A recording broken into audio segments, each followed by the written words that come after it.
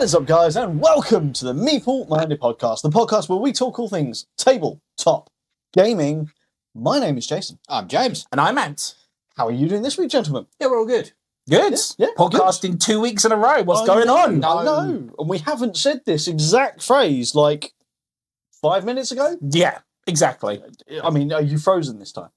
No, we're still rolling. No? We're still good. You're all good? Yeah, we you're seem all to be, good? we seem to be rolling. Wonderful. So, yeah, we might be looking over there occasionally because, yeah, we were frozen. Let it go.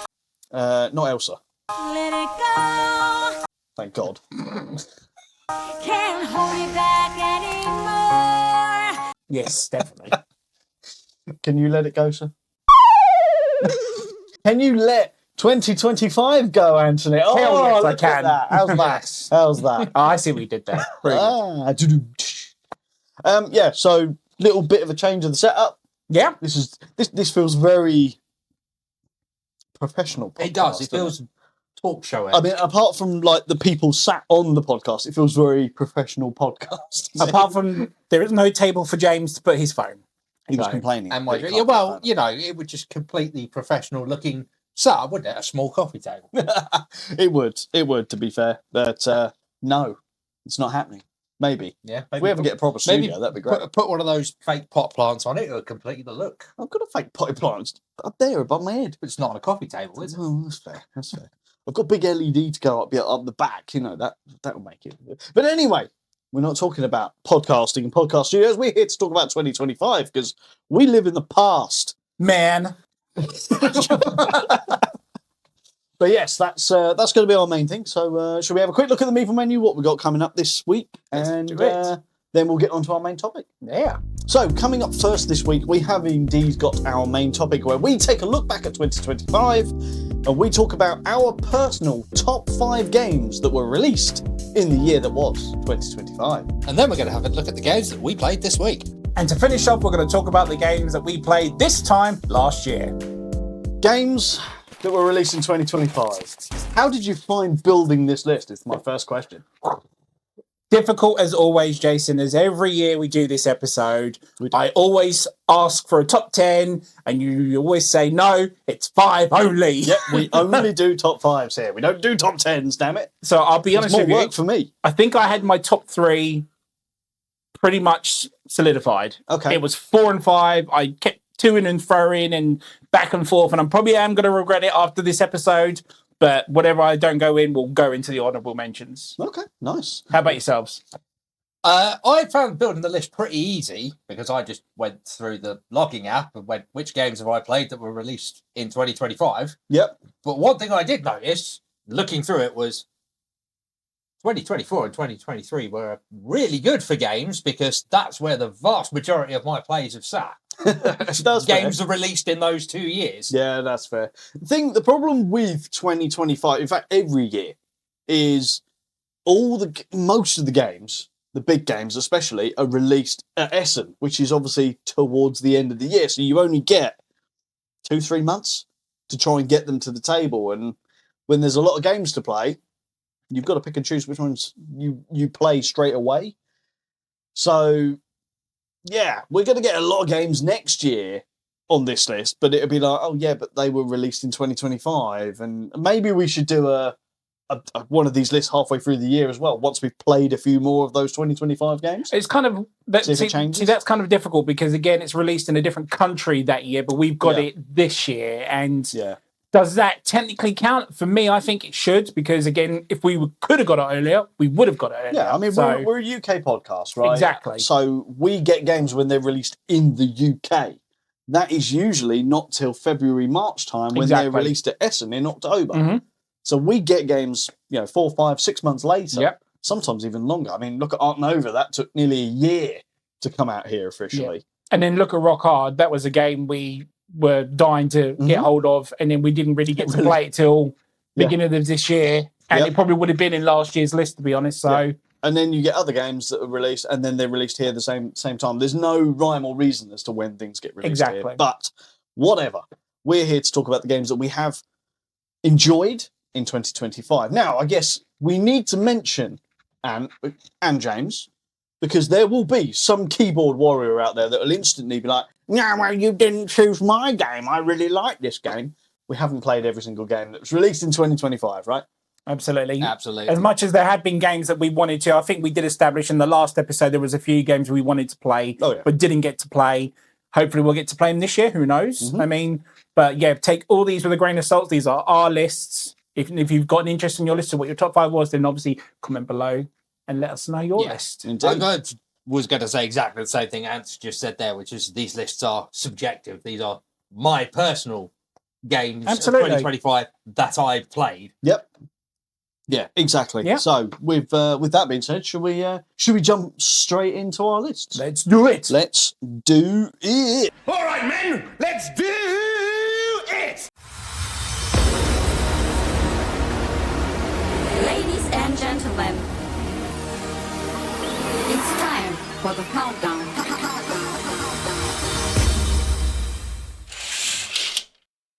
Okay, guys. So coming in at number 5, who wants to go first? Thanks, James. Off you go. Aha! He spoke first. He's right. James, what is your number 5? My number 5 is Henry. Ooh!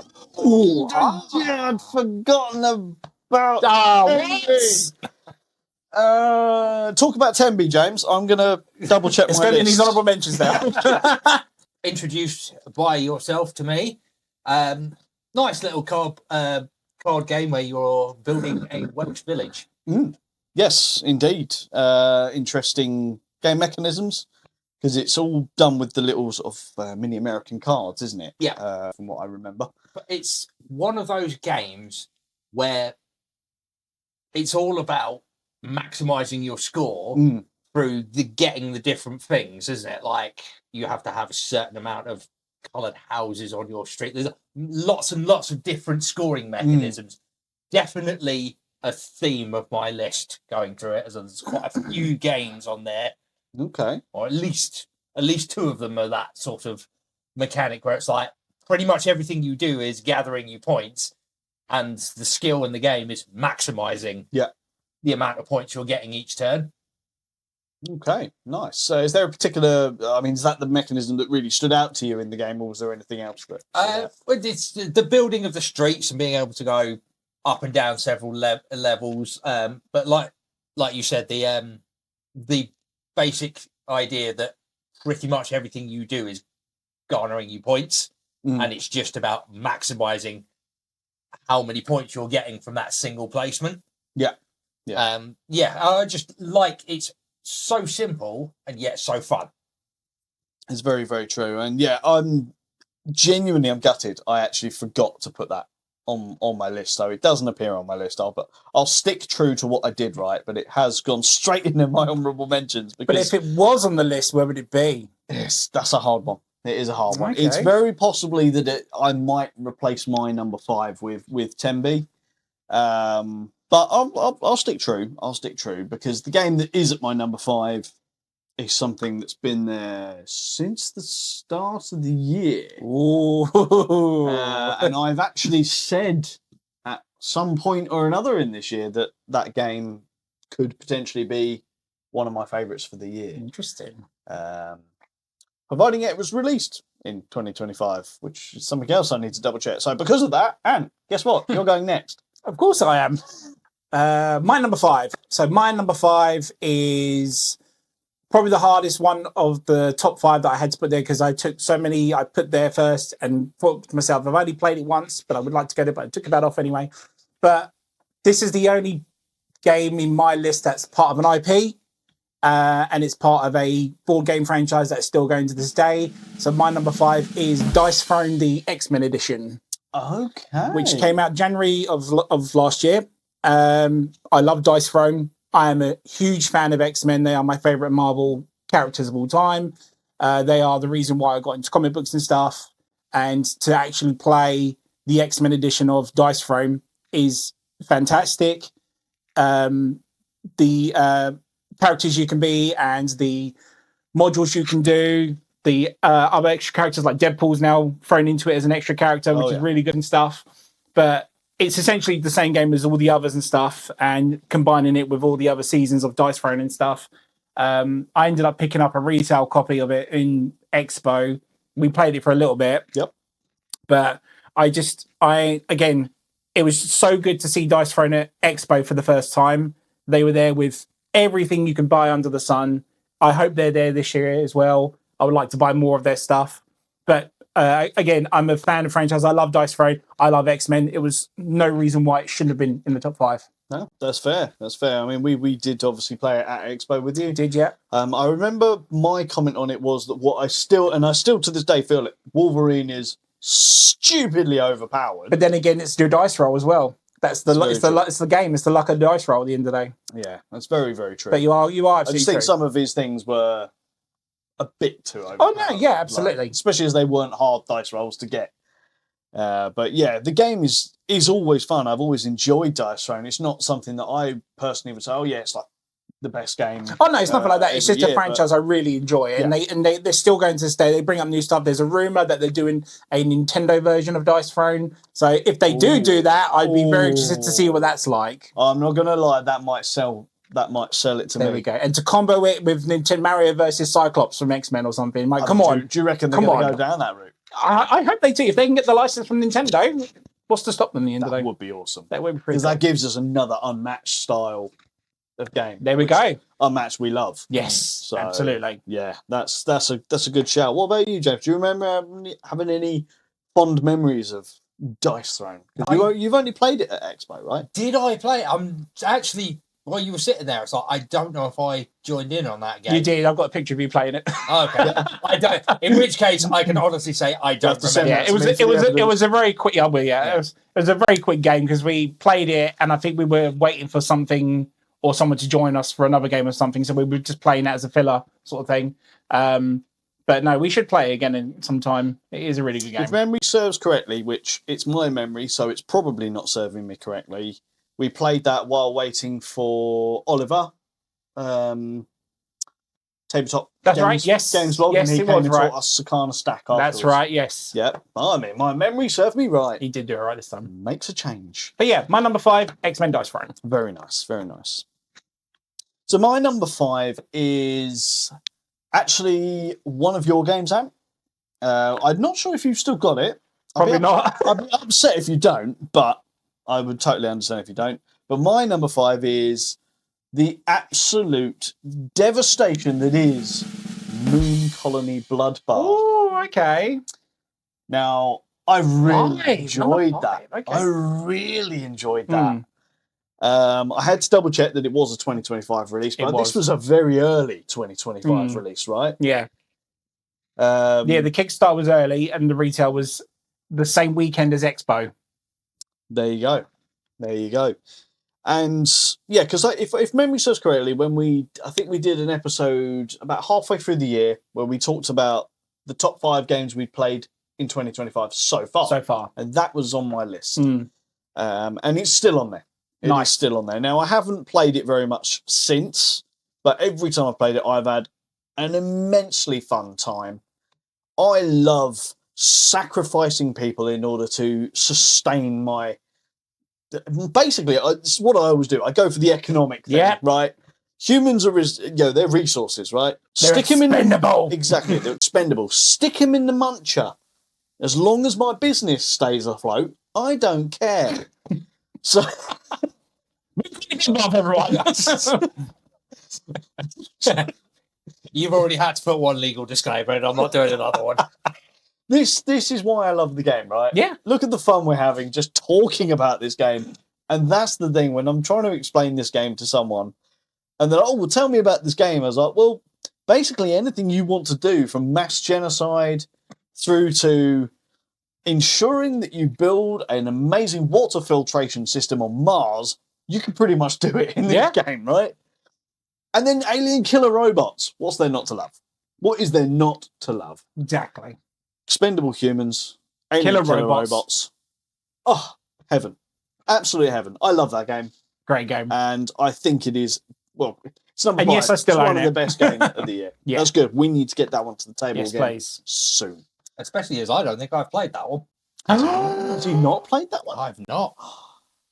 No, I think we played it with Steve. We did. James, you haven't played that one. I haven't played You will that one. enjoy that one. Oh, you're in for a treat, sir. It's so good. Game night next week. Yes. There we go. I'm calling it game night next week. But yes, that's my number 5, Moon Colony Bloodbath. Nice pick. So let's move on to number 4s, James. Back to you, sir. My number 4, and my 4 and my 3 were fighting for their respective places because I couldn't decide where to put them. And I only really settled just before we came over. Okay. My number 4 is Ink. Ooh. This was so close to going on my list. That was going to be my number 5. But again, I've only played it once. But I frigging love that game. I have not stopped thinking about it since. Okay, so Sorry, James. I will be honest with you. It is my number 7. Yeah. That's my Nice. number 7. Yeah. So, yes, Ink, very My number good game. 6, yeah. James, tell us about Ink. We first played this at Expo, I believe, when We did, yes. when we went to the It was the Asmodee little sort of demonstration area. yeah, it was wasn't one of the games that they were showing off, and I was hooked from that demonstration game. It's got that sort of almost polyomino style thing to it, but it's because you're doing it with the ink bottles rather than shaped Yeah. squares. But you're still trying to place them down collectively to gather your points, and it's just it's a beautiful game It is. when it's out with all the ink pots on the yeah, on absolutely the gorgeous. table and the like, sort of like the way the tiles show the ink like kind of running around Yeah. the board. And again, it's one of those. I remember thinking it was intimidating to look at, like, oh, how the hell is this going to work? Mm. And then when you sat down and played it, it was just simplicity. Mhm. Yeah. And again, I really liked that. It was like, I like being pleasantly surprised when a game looks intimidating and then you sit down and play it and you're like, oh, no. Yeah. It's fine. And yeah, it's just, like Ant said, it's like, it's another one that's been in my mind recently. It's like, I want to play that again. Mm. Yeah, and I was looking at my copy of Ink the other day and thinking to myself, I need to get that to the table. And Absolutely. I was at the London Toy Fair yesterday, talking to the guys at Asmodee, and I was actually talking to them about Ink because I was saying to them, it's like, this is one of the most memorable games I had this year, and I didn't know anything about it pre UKGE.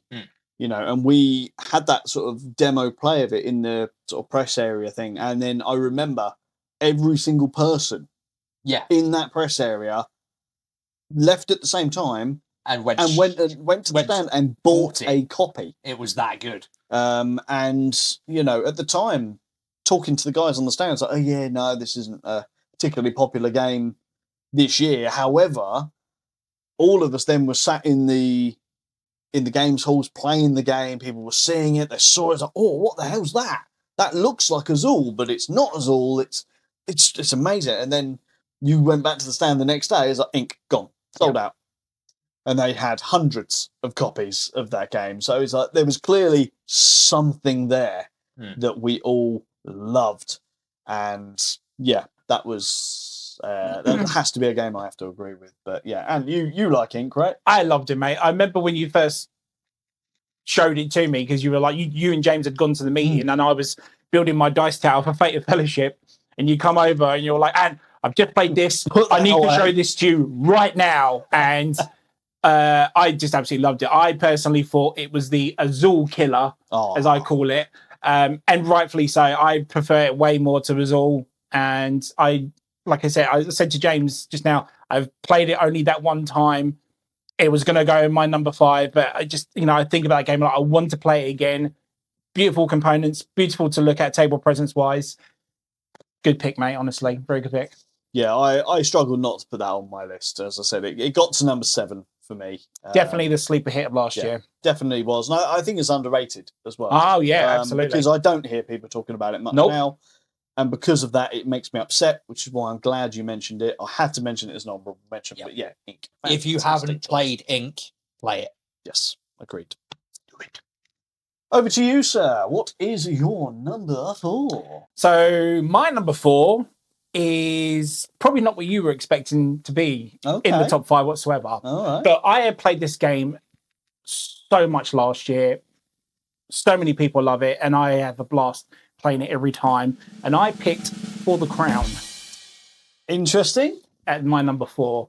if no one knows what For the Crown is, it is basically Game of Thrones with animals. Last year, or so to say the year before, we had Courtesans, which was Game of Thrones on cards. But For the Crown is basically the same thing, where you hire mercenaries that you take for yourself, you put your card sleeve on it, and you build a deck, and they will do things to other players like losing rubies, giving them raccoons that rob your other rubies and stuff. There are other things where you have to get up on the intelligence tracker and all that sort of stuff. And it's just screw job after screw job after screw job. And when you look at it, you don't see it like that because it's so cute, it's so cuddly, and it's so wonderful to look at. Yep. But we saw this at Essen, I think in October of 24, and it came out January of 25. Yeah. I was sold on it just by looking at it, with the card sleeves, the little treasure chest boxes and everything, the little rubies you get. It is such a simple deck builder of a game without deck building, if that makes sense. You buy mercenaries, you buy one per round, and there's only 5 rounds in the game, or 4 rounds, I can't remember now. Something like that. But every person I've shown it to has either had a good time with it or just simply enjoyed it. My brother-in-law absolutely loves this game, and he recently bought a copy at the comic shop in the County Mail. They're selling it there. Nice. And he literally went out and they said, "Oh, look, they're selling it." And he went and bought it the next day. I had to put it on the list. Nice. I've had so much fun with it. It is a great game. It's beautiful to look at. The artwork is gorgeous. And again, I think it's just gone under the radar because it looks like a game that people aren't expecting it to be. Yeah. So hence why I had to go on my list. So I did the same for you, James. Full transparency. It's my number 6. Oh my God, this is My honourable mention. okay. Wow. I wasn't expecting you guys to put that on there. I'll be honest with you. I thought I was being smart picking that, but no. Yeah, so obviously I didn't go to Essen, but when you brought it out at a game night, I went, "You've got to play this." Yeah. And you know, any game where the raccoon is the thief is going to serve for me. Yeah, exactly. Yep. Yeah. So yeah, that was a game that both you and me got introduced to. Days of Wonder, it was wasn't it? another Asmodee press thing. It was actually the very first one we went to. It was, yeah.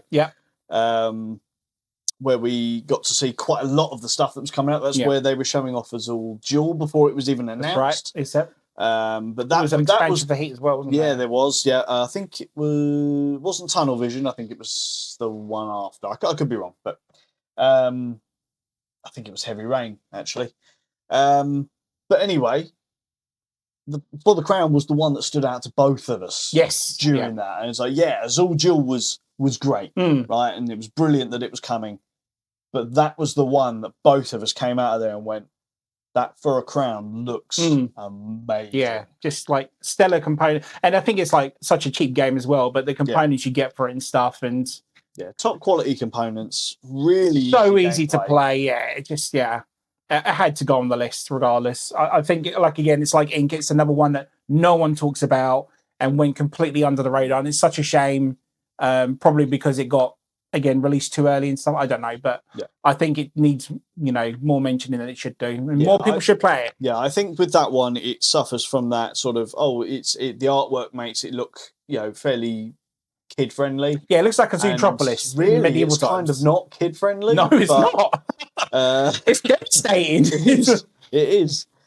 So yeah, it probably suffers from that a little bit. Yeah, but I think more people need to play it. If it's not the most underrated game of the year, a la what we just said it's about definitely Ink, up there it's with Ink. definitely up there. It's going to be in that top 5 list of underrated games of 2025. But we're not underestimating it or underrating it. I'm very shocked it was that's in your good it's honourable on there. mentions. Yeah, because I think you've only played it once or twice, haven't you? And the fact it went on there obviously shows something. It was memorable enough, and like I said, any game that has a thieving raccoon in it. So Done and done. We need to get you to play Raccoon Robbers, don't I? Okay. But anything else you want to say about it? No, that's it. My number 4 For the Crown. Wonderful. So my number 4 is on my list. I'm pretty sure I'm going to annoy James because I'm almost certain this one is going to appear on James's list, which is why I'm getting in there slightly earlier. You don't have to tell me if it is, James. But I'm going with Pergola. Now, this one has to be on Very my close. list because we talked about this last week, James. but Pergola was the game that was one of the biggest surprises for me. It's a game about gardening, which I don't care about. It's a game about plants, which I don't care about. But what I do like is board games with good mechanisms and good scoring opportunities, and that is what you get with Pergola. And the theme, it oozes that theme. It makes you feel like you're actually gardening. Yeah. And I tell you what, it got me a bit more interested in gardening, to the point that I actually tried to do a bit of gardening, realised I was rubbish at it, and stuck to the game. I can do this in real life. Exactly. No, I can. Exactly. So the theme is very, very good. It makes you feel like a top quality gardener, even when you're not. But yeah, the mechanisms of the game are fantastic. The production of that game is absolutely stellar. You've got a really nice game trays insert in there that's actually used to raise the central, lily pad board up, giving some depth to the table. And then you've got all those wonderful sort of wooden, I think they're wooden, they might be plastic pieces, but wooden pieces around. You've got the beautiful gardens but each player are different, and you're each a different season, but all the differences are subtle. Like you've all got your own sort of birdhouse, which is your player colour, but you've got different flowers for the different seasons on each of the garden backgrounds. I like the way the boards actually develop. So you start basically with an Grass. open lawn with a pergola at the side, because that's already. And the way the board develops as you put all the stuff on it it's just beautiful by the end of it. Yeah. Now I've had some people refer to this as pergola. Now I don't know how it's pronounced, but for us in the UK, a pergola is what you would have in a garden. It's that thing that sort of goes over a path normally. But yeah, whatever you call it, pergola, it's a really, really good game. I had to put it on my list because it was one of the biggest surprises for me as to how good it was. Yes, spoiler, it is on my list. Oh, okay, fair enough. What a shocker. And just to let you know, there's two kinds of people in this world. People that say pergola and those who are wrong. There you go. There goes some subscribers. Look, see it going down. But no, excellent picks. Again, I mentioned this in the last episode. This was very close to being in my top 5. It was a total surprise hit for me. Again, same as you. Don't like gardening, don't like any wildlife, anything like that at all.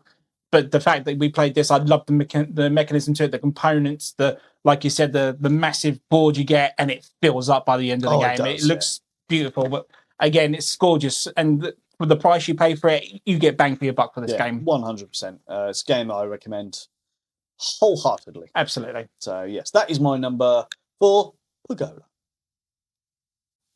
So moving on now to our number 3s, James. What have you got for us at number 3? I have Formaggio. Oh, nice. Okay. Interesting that you've gone for Formaggio and not Fromage. Fromage is 2024, according to Board Game Geek. Okay. That might be one that was released in the UK early 2025. Early 2025, but okay. We'll be kind and say Fromage and Formaggio in one thing, if you're happy with that. Yeah. Because they are interchangeable. Yes. Pieces, but in fairness for the list, when I was building it and I did check it, it's according to Board Game Geek, Fromage is a 2024 and Formaggio is a 2025. Yep. But they can be considered one of the same, pretty much, apart from one is France and one is Italy. But having played Fromage, which Anthony introduced us to on the wonderful night that you hosted, complete with cheese board and yes, and wine, I was really excited for when you got Formaggio in, which is the Italian version. Yep. And I liked the way that it was instantly familiar, yet well themed to the Italian region. Absolutely. Yes. Having the section with the little boats of Venice and the Italian wine section where you have to get the bottles paired up. But overall, it's another one of those games where the mechanics are just great. Yeah, 100%. And I mean, I'm a fat guy, so theme of food is always going to capture me. I do like cheese. I'm not going to lie. Yes, yeah. And any excuse to buy a cheese board as well and just consume a vast amount of cheese is always going to be high on the list. But It's an interesting one because that's now 3 games that involved around a cheese board. You've obviously got the charcuterie one, which I have. I now have Formaggio, and obviously Ant-Man has Fromage, which, should he ever get rid of, will migrate its way I told into you we my- can swap it for TMNT unmatched. Well, maybe we'll have a conversation about that, but we'll see. Yeah, and that's something that shouldn't be overstated about this game as well, is the fact that you can play it as a standalone, or if you do own or then go and buy Fromage, that all of those quarter pieces can be mixed and matched between the 2 games. So you can play it as a standalone game, or you can treat it as an expansion. And that I like as game design. Yeah, 100%. Really interesting when you get games that are standalone expansions, and it always works quite nicely. Not always integrated super well, but it's brilliant when they do actually do it, because it gives you that chance to get the experience of that game without having to have everything. Which we're board gamers and we get expansions all the time, and it makes it very hard if you haven't been there since day one and you like a game and there's like, oh well, it's got like 12 expansions. You're probably not going to buy that game because you're immediately going to look at it and go, this is a big cost investment. Standalone expansions deal with that. And yeah, Formaggio, theme-wise, is absolutely fantastic.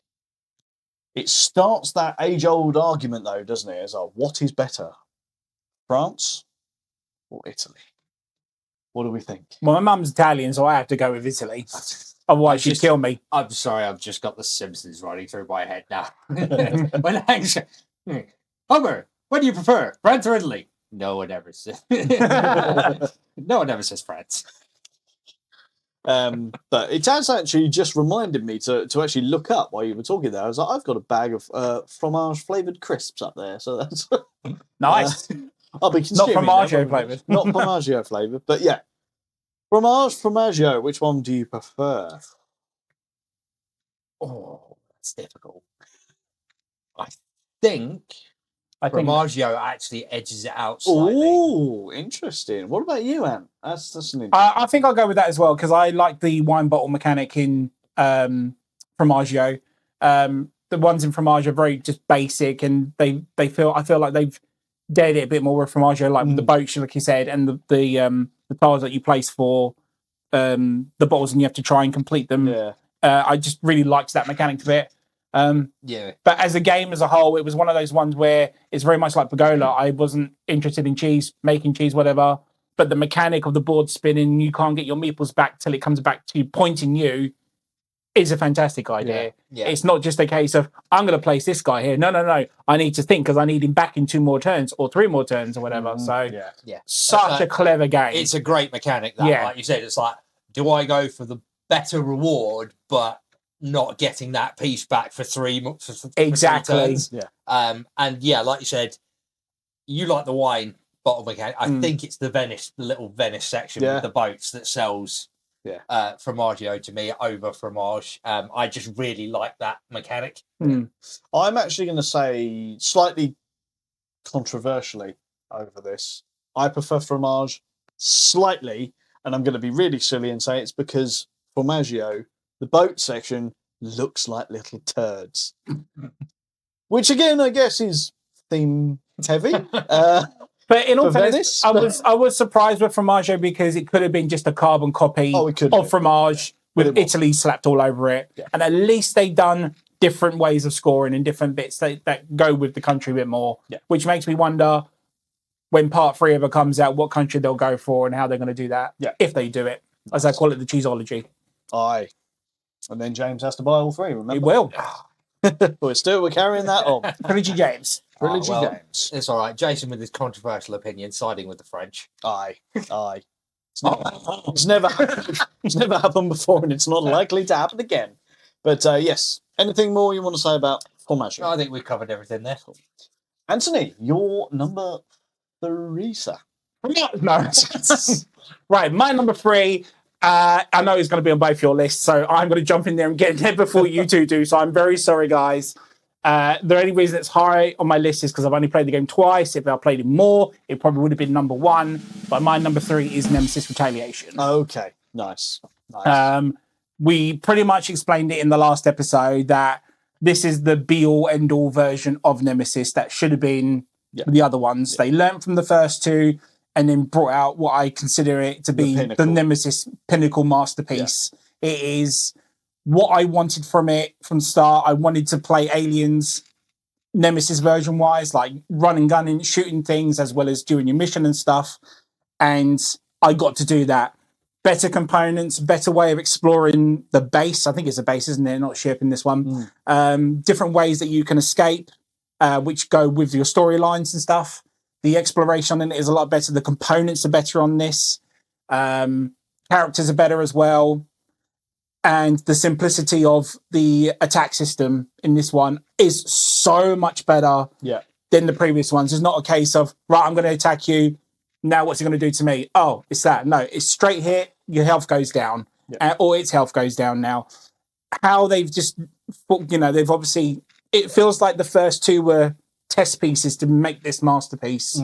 And like I said, I thoroughly enjoy it. Like I said, I played it a second time, but I want to keep playing it. I want to do more and more, but I haven't played it enough for it to go higher on the list. It probably would have gone higher if I had played it more. But fantastic. Totally worth the wait, and I can't wait to play it again. Wonderful.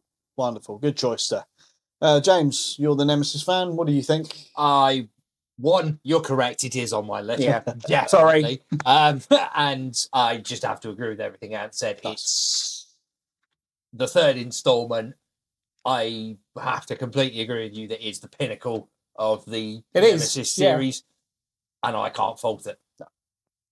No, it is great. It is not on my list, but the main reason is because I've played quite a bit more games than yourself, and I found it very hard to justify me putting that game on there, having only played it once. Yeah, knowing full well though that if it had been played twice, it would have been a bit easier for me to put it on the list, and I think it would have been in that top 5. That for sure would have dropped Moon Colony Bloodbath from number 5, but where it would sit in the top 5 is another question. It would probably be quite high. Yeah, I made sure I played it a second time so it can go on the list, because like yourself, I don't think it could have justified being on the list if it was only one play. Hence why Ink wasn't my number 5, because I'd only played it once. Yeah. So went higher up. So that's fair. But very, very good choice. Only way they could have made it better. The rulebook. Yep. Yeah. I'm going to die on this hill. It's Awakened Realms, that's asking too much. It is. But yeah, really, really good choice. The game has to have a flaw, Jason. It does. It does have to have It's never that perfect. And the rulebook is always the one that brings it down. Exactly. Good choice. Let's move on to my number 3.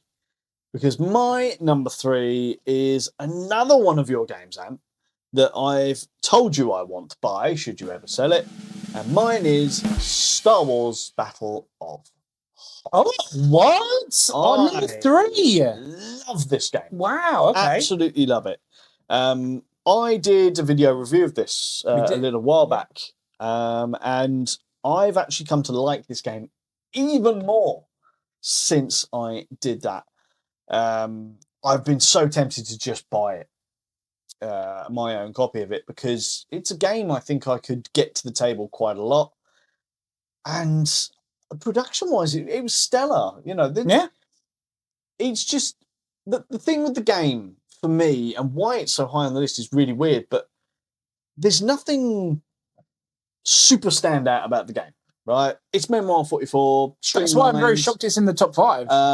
But that's the thing, is it's solid. And I've had so much fun when I play it without, it doesn't knacker me out and tire me out because it's burning my brain. It's not stupid and all that kind of jazz. It's just got everything. It puts a smile on my face without tiring me out. Now, James, you'll know, like when we game on a Monday night, usually by the end of the night, I'm exhausted because we're playing something a bit more brain burny. And after a day of work, that's probably not a great thing. I know that I could play 4 or 5 games of Battle of Hoth and not have that issue. Okay. And this was another game that we were introduced to at UK Games Expo. We really indeed. enjoyed it there. We obviously got to have a game with the designer, which was even better, especially as we completely demolished him. Designer. And to be honest, like, well, I've never seen it played like that before. I was like, you have now. But yeah, it's just really fun. There's lots of ways to play the game. It's nice and strategic without being punishing if you make a bad call. Obviously, there is a luck element to it as well with the cards. If you don't have the cards that you need when you need them, guess what? You're going to have a bad time. And that's just it. It's just perfect. It's well balanced. It's really well done. There's a lot of replay value in that game. Probably would be in my top 2 most replayable games of the year, because there's just so much replay value there. I just really enjoy it. That's it. If you Just want really to enjoy talk about some swaps, it's doable, mate. There you go. There you go. So yeah, that is my number 3. Very shocked. I did not see that going on the list you at go. all. But yeah, A bit controversial, but my opinion of that game since we played it there and the subsequent is meh. Well, there you go. It's not a bad game, but it's not one of those that I've just been itching to play again. No, Sort of, that's fair. It's not Which is- everyone's cup of tea. which is unusual for me as a huge Star Wars fan. Normally, it's just, I think the exact reasons you've spelled out are the reasons I find it a bit meh, that it's a bit too light. No, I mean, that's fair. That is fair. Like I said, it's not for everyone, but it was definitely for me. So there you go. that's why it's an opinion episode. Exactly. Okay, so as we move into our number 2s, the real question, Andy, is which way round James's game's going to be? Because we've guessed. I'm not spoiling 2 it of his because I games. think it's pretty obvious. But I think it's going to Let be him carry pretty on. obvious, but by saying that, he might switch it around. No, there's no way. But yeah, James, which of your 2 games that we've already talked about is your number 2? Number 2 was a Pagola. Aye. For- I never saw that one coming. For all the reasons you mentioned, and again, it has to be up high for me for the way it came out of the left field. And number 2, though. I sat down and went, because of the theme, I'm not going to enjoy this game, and then was proved completely wrong. Would have been number 1 if we hadn't played the other game. Yeah, I mean, I genuinely did not think you were going to enjoy that game theme-wise, but I knew that you would get it once you got to play it. I And did. You saw them, the mechanisms at work. Yeah, that has been your introduction for that game. It's like, trust me. Just Up, trust up. me. Yeah. Give it a shot. And I've yet to see someone you've had to do that intro to who has got up at the end of the game and gone, Yeah, it's a really, really fun game. I still haven't actually played it with my partner, which is, considering it's the game I bought for us to play. Wow. Yeah, we haven't played it yet. But yeah, really, think really you'll good have it, choice. Obviously, I've already talked about it. I won't talk about That's it it. anymore. It would have been number 1 had we not played the other one. Of course. Okay, There you go. very good. So that's James's number 2. What about yourself, Ant? So my number 2 was has been my number 1 for most of the year. Okay. And I believe it's a game that you aren't particularly happy with, I'd say, or to you, I think your words were, I don't think it's worth the hype. Okay. I love it because of its theme, and it is Deep Regrets. Yep. Is my number 2. Yep. No one knows what Deep Regrets is. It's basically a fishing game where you fish for all sorts of sea creatures as well as creatures of the deep that are mythological, like Cthulhu-esque type stuff. Designed and drawn out some of the most beautiful, amazing artwork. I think is so eye-catching and colourful by one person. It is just the game that I have gone to every time with other groups and stuff and introduced them to this and stuff. I had the Kickstarter of this delivered to me before Expo, and then they were actually there at Expo showing the new expansion for this game, which I have actually ordered and stuff as well, which should be this year coming out. But I love the components. I love the story it's telling at the same time.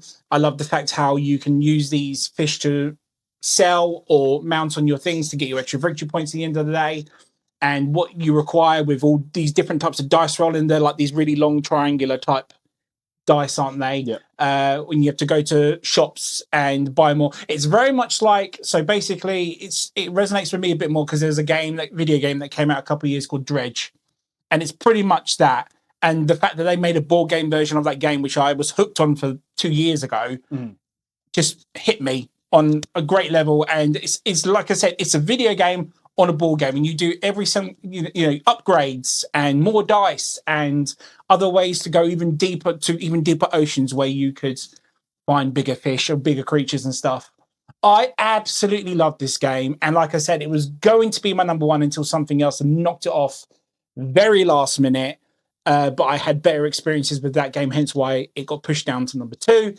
But I will back up Deep Regrets any day of the week, and you say bring it to the table, it's there straight away. I love this game, and I look forward to the expansion this year. That's nice. So I think you've done me a little dirty, making it sound like I hate the game. I didn't say you hated it. It's just like I think you played it and you're like, I don't see what the hype was about. Yeah. It's because it was very hyped at the beginning. Yeah, it's not a bad game, but yeah, it sort of suffers from the wingspan effect. Like it was overhyped for way too long, and I enjoyed the plays that we had of it. And I have played it since, but it is just sort of like, it's kind of what James was saying earlier about Star Wars Battle of Hoth. For me, it's just meh. Yeah. It's meh. Absolutely. It's a game that if it's on the table, yeah, I'll play it. Yeah. Am I going to ask to play it? No. When you get the expansion, am I going to play it with you? Yes, I am. I'd be interested to see what they do. I have shallow regrets, the little... You got the solo play version of it. Solo play version. I haven't played it yet, but it'll go well nice to my Deep Regrets, mate. It'd be interesting. It's a good choice.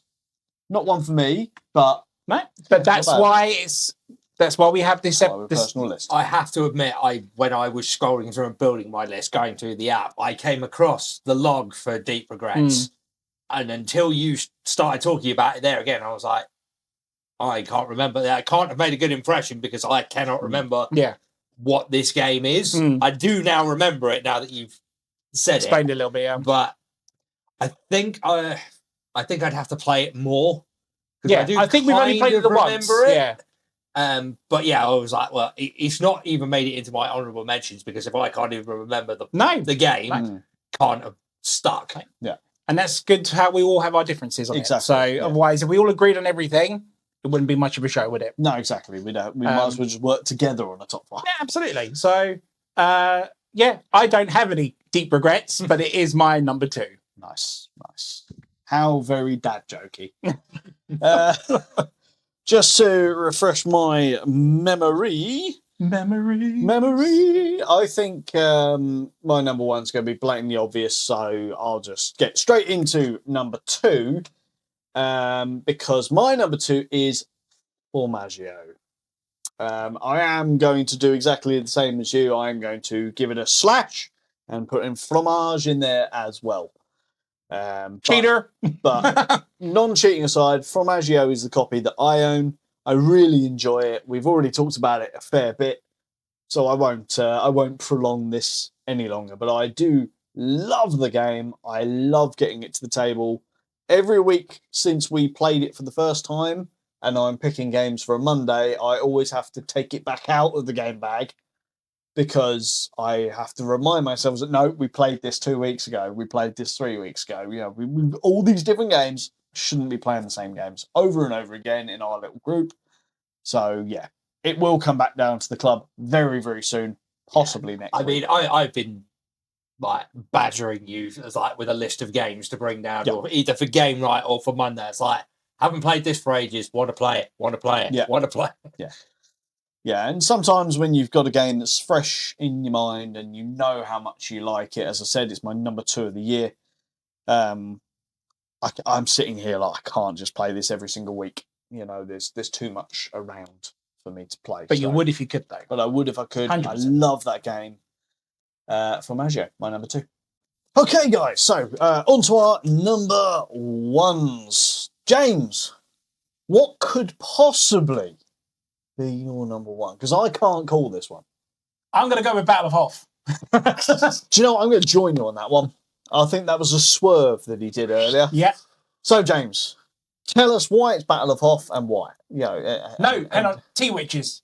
Oh, yeah, it could be that. Didn't even make it to the honourable mention. So, come on, James. What is your number 1? Make it I official. think, much to nobody's surprise whatsoever, my number 1 is Nemesis Retaliation. Oh, we did not see it coming, but okay, I'll let you have it. I mean, How could you not? it's Nemesis. And as Ant so eloquently put earlier, it's the peak evolution of the franchise. It was just perfect apart from that rule book. Yes, yeah. I mean, we've sort of talked about it already, haven't we? It's a very, very good game. We all enjoyed it a hell of a lot. Yeah. I would have it on this list as well if I'd I played it said more. it edged Pagola out of the number 1 spot because we played it right at the end. Yeah. Right at the end of Yeah. 2025. Yeah, it's quite fresh in our memories still, isn't Yeah, it? and I, as much as I respect your, you can't put it on the list because you've only played it once. I've only played it once, but I'm a massive Nemesis fan, so Yes. it's going at the number 1 spot. No, that's And it's obviously, you've had an experience of it, which you obviously didn't probably see coming because of the other 2. Yep. And And as I said on the last episode, if they released an update pack for the first one with the backwards compatible rules, I would buy that in an instant. 100%. yeah, I totally understand it.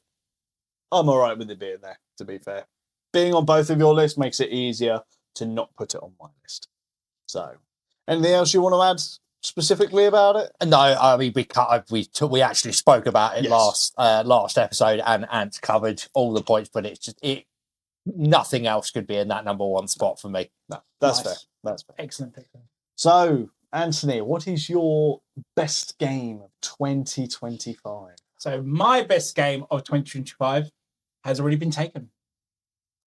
Oh, really? My number 1 of 2025 is Moon Conley Bloodbath.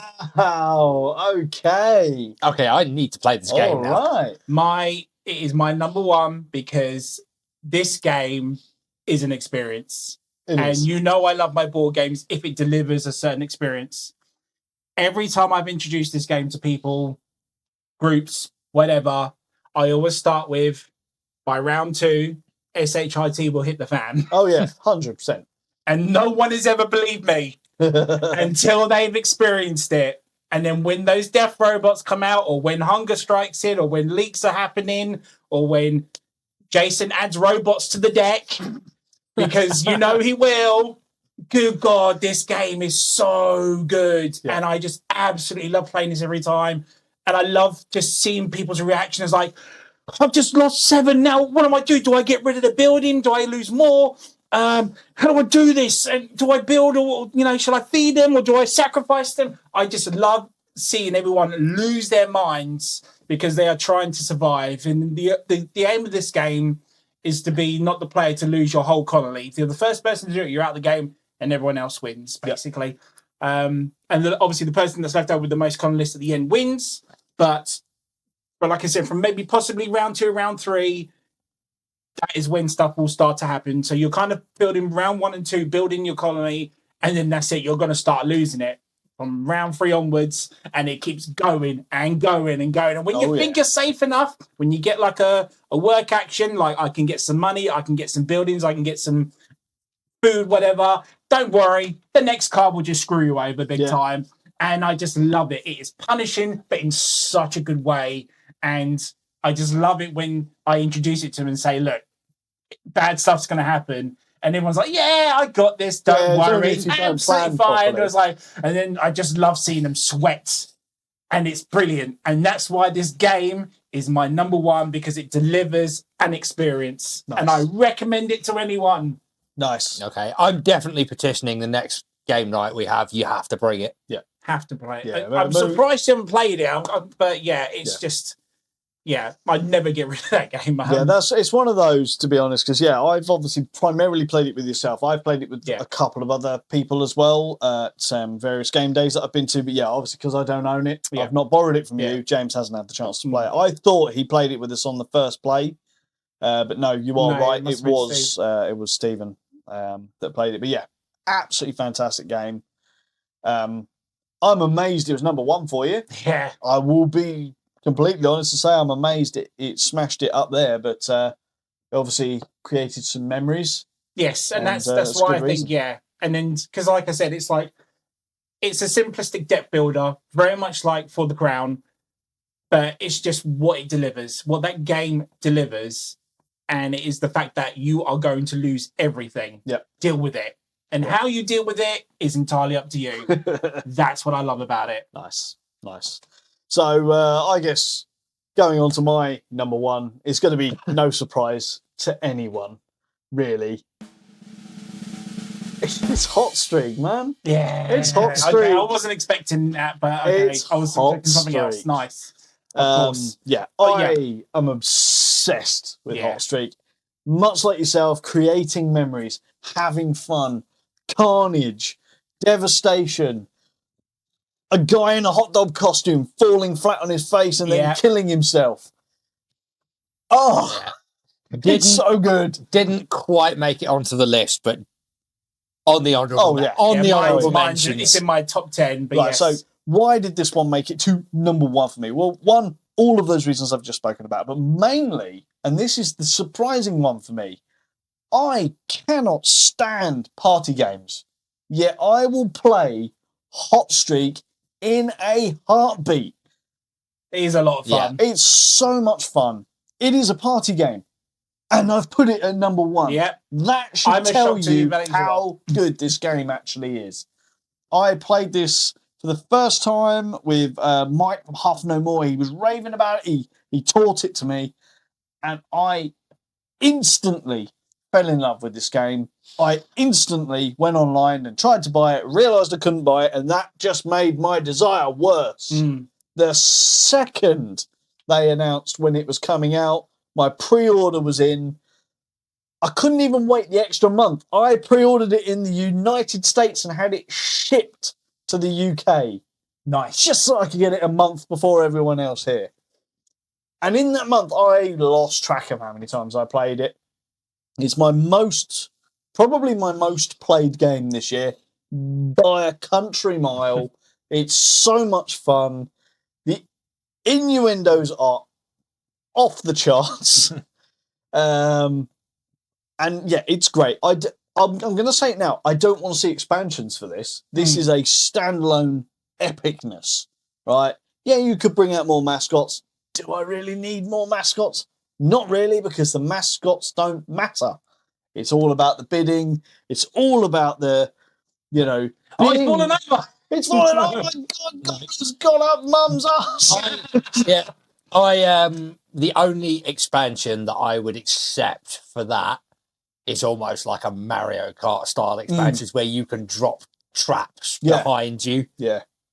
Yeah, like a banana skins or something. Or a mine or something for someone to Exactly. land on. Now, Hazards. Here's a question for you as to another reason why this had to be my number one. What was the last game you can think of where every single play you've ever had of a game ended with, can we play that again straight away? Oh, 100%. I mean, I'm not particularly a fan of racing games when it comes to board games, but this game literally made me shout it like, come on, two rounds. I was like, I loved it. Like, and then the fact that you were like, there's 3 rounds in the game, right? Come on, let's do this. I'm doing this bet now, and stuff like that. I got so hooked on it that I ended up buying it myself in the end. We played it all over Christmas. Yep. Everyone friggin' loves that game. It's such a party pleaser. and it's a great table presence. And again, the simplicity of, dealing cards out and Exactly. some You juice can't- and that. Like, it's just memorable, isn't it? It's like you can't not shout at the play. No, absolutely. It's like the game we played where I steamed ahead, got to the finish line, and then just sat there. Yeah. And then went back. Why are you going backwards? Go backwards. Come on, recover. And then you've got that sort of really interesting mechanism as well that after the first race, cards come out of the deck. Yeah. And you don't know, it's like, oh yeah, well, Mum did really well in the first one, but if all of Mum's cards come out and no one put any back in to try and square everyone else, it just swaps it around. Do you know what surprised me about that game is when you built the deck and then we put a card in each, don't we?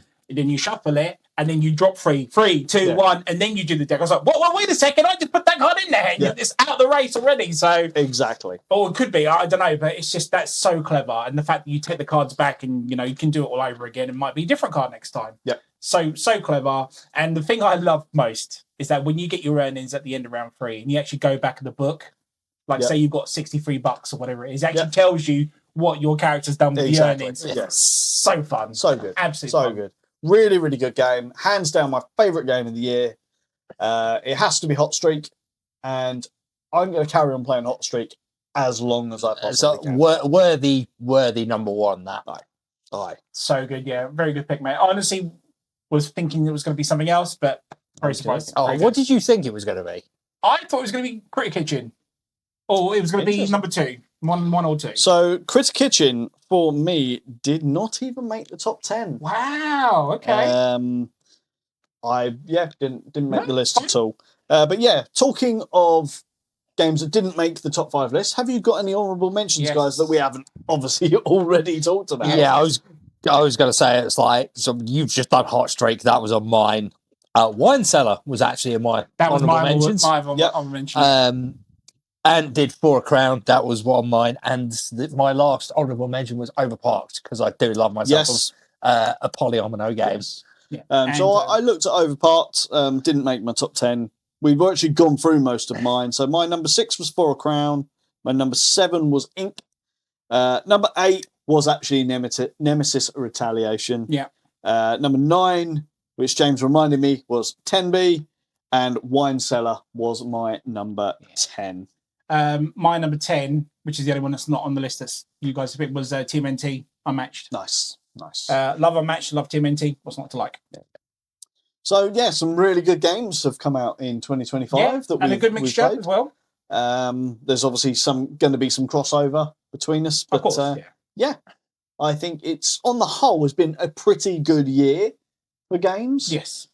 Maybe not the best over the past sort of 2, 3, 4 years, but a pretty strong contender. Yeah. overall. I think, like as I alluded to at the beginning of the episode, going back through all those plays and just seeing how many 23, 24 games were, I think those 2 years are actually going to be difficult to beat for the amount of good games that came out. Yeah. I mean, it'd be interesting to actually do a top 5 on years. Like, what years were the best of games? What? Yeah, Maybe I we should think think about that. that'd be a good top 5. Maybe we'll think about doing that at some point. But yeah, that's our top 5 games for 2025. What are your top 5 games for 2025? As Ant said at the start, make sure you let us know what it is down in the comments section. Tell us that we're wrong. Tell us that Galactic Cruise should have been on our list. So I can tell you that these two definitely haven't played it. I have played it and didn't enjoy it. So that's why it's not on my list. But yeah, there are games that we haven't played. If you have played some games that we haven't mentioned, let us know what they are. Maybe we'll get them to the table at some point. But should we go on very quickly? Because we've been going quite long. Should we go on and talk about some games we have been playing recently? Indeed. Yeah, let's do it. Let's do it. So, James, do you want to kick us off with some games that we've been playing recently? Because all my games, as you have actually been with your good self. Yeah, and we've actually been a bit slow on the start we have, this year. but we did play Marvel United. We did. We got Marvel United back to the table. My copy of Marvel United, I will add. Your copy, yeah. And introduced a new player. We did. We introduced Dave to Marvel United. We had a great. In fact, we had 2 new players because we had a newcomer to the club as well. Yeah, we had a great. You're going to be sliding the Chris Pratt meme in. So yeah, the first game we played, we had 4 players, which was with the new person to the club, and also Dave, myself, and you, where we played with a couple of the different expansions. So I have. What ones? We had some of the Guardians of the Galaxy, Nice. but we were going against Loki. Okay. From full the Asgard expansion, and that was really, really good.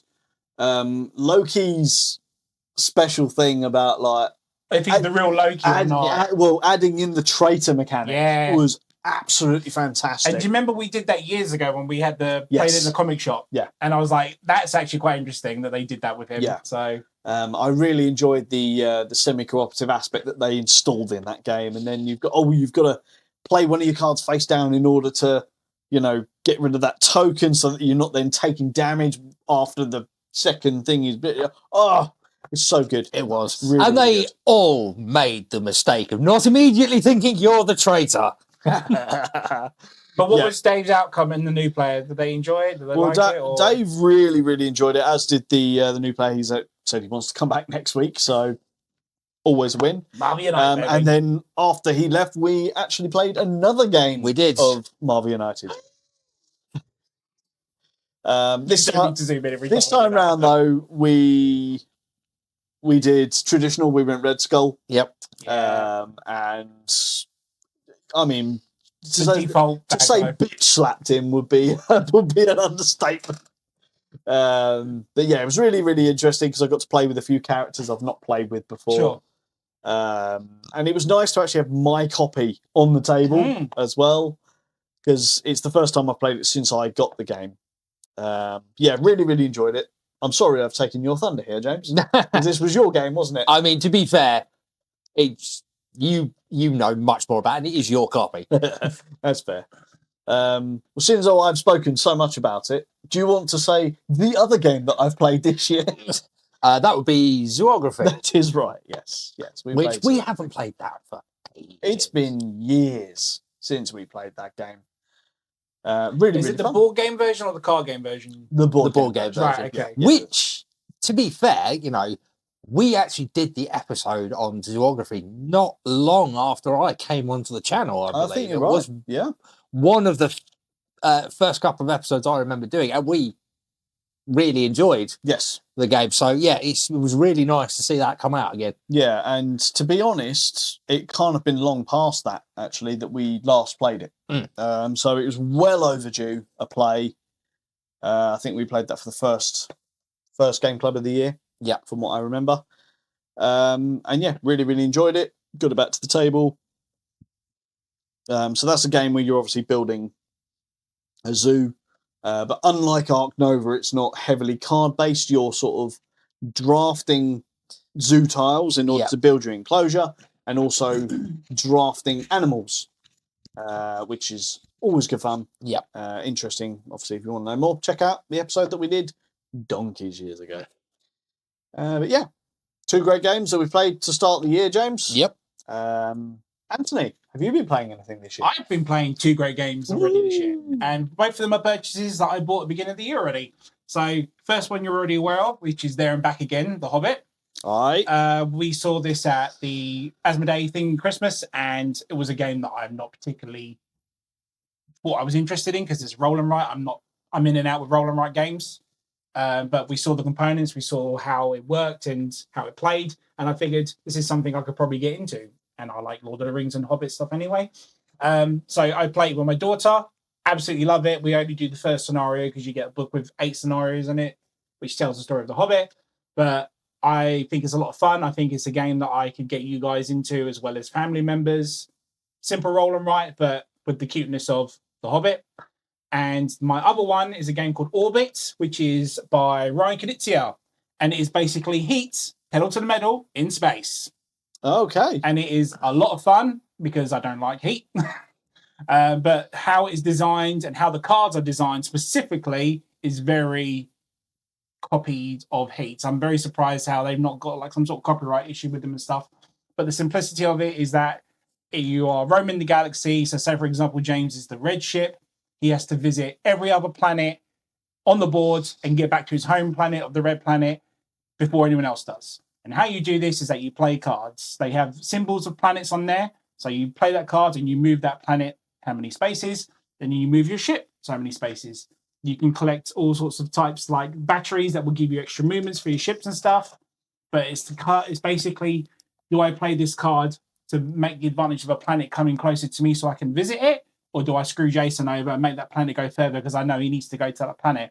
Very clever mechanic, very simple to look at as well, but beautifully colourful as well. Highly recommend it if you get a chance. It's very good. Nice. Yeah.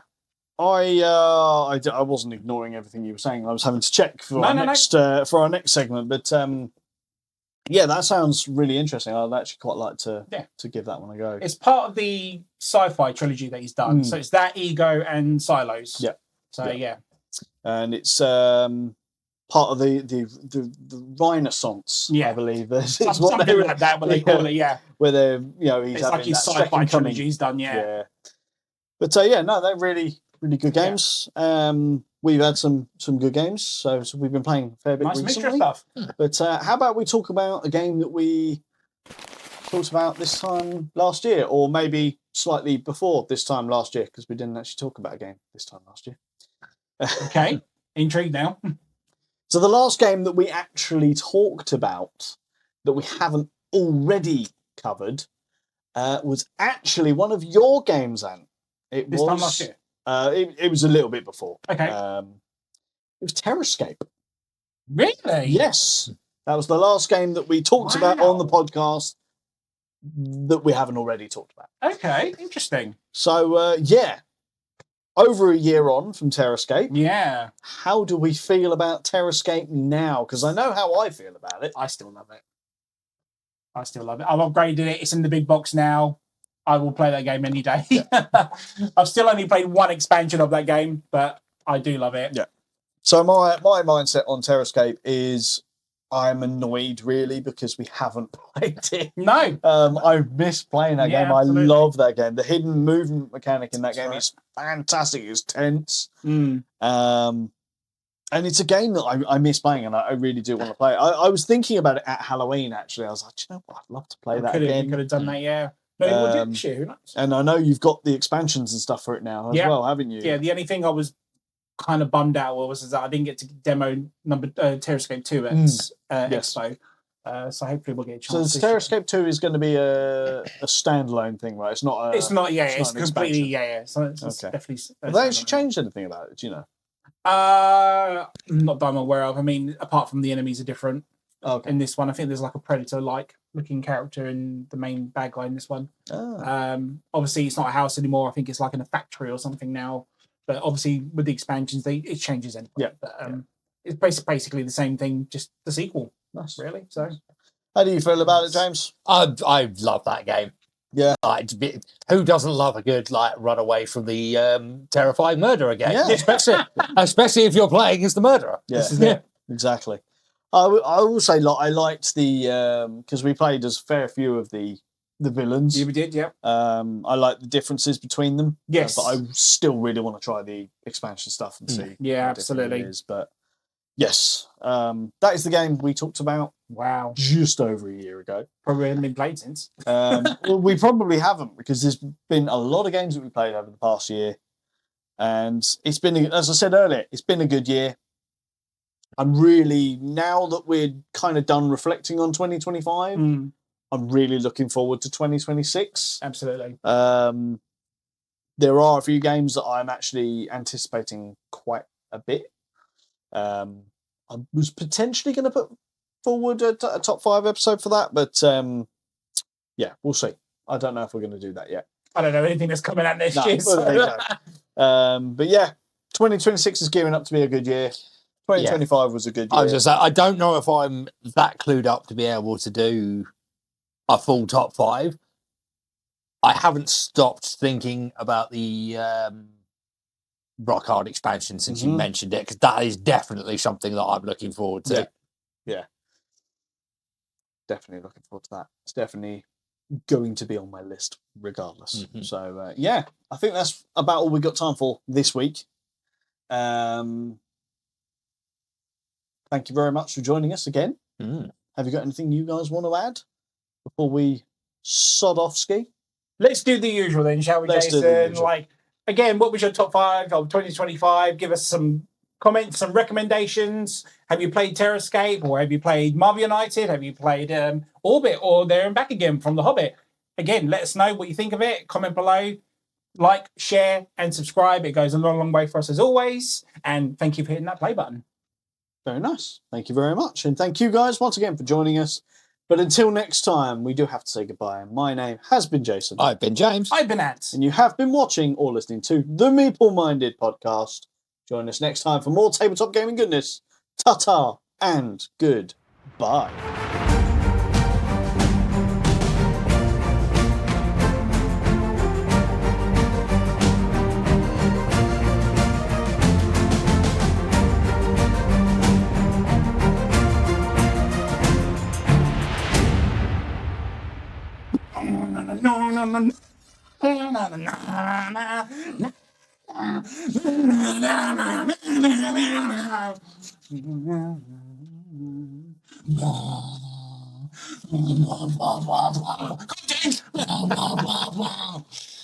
Cut.